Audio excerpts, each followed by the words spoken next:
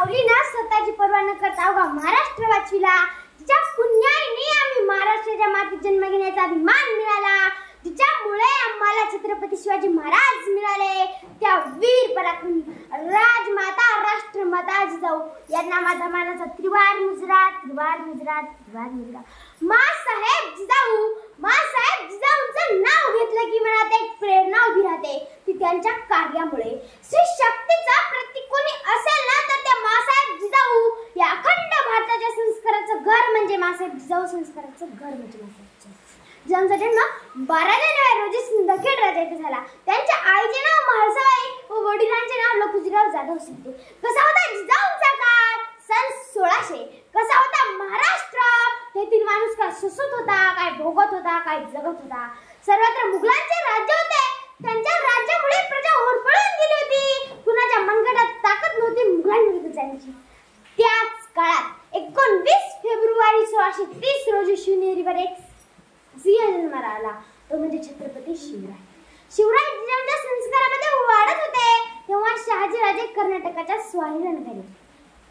त्यांनी शिवरायांना व जिजामातांना पुण्याची जहागीर सांभाळायला दिली. तेव्हा शहाजीराजे निजामशाहीमध्ये सरदार होते.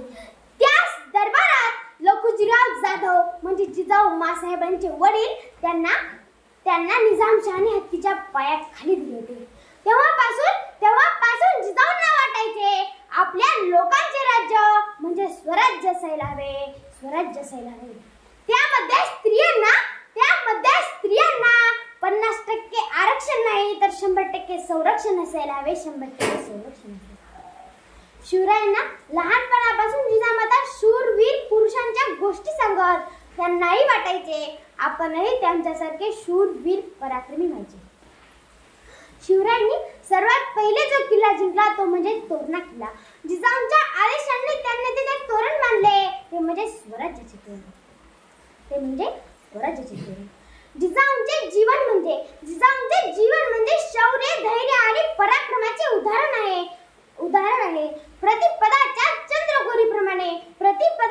चंद्रकोरीप्रमाणे हे स्वराज्य वाढतच गेलं. ते माँसाहेब जिजाऊ यांच्यामुळे. जाता जाता एवढेच म्हणते स्वराज्याचा जिने घडविला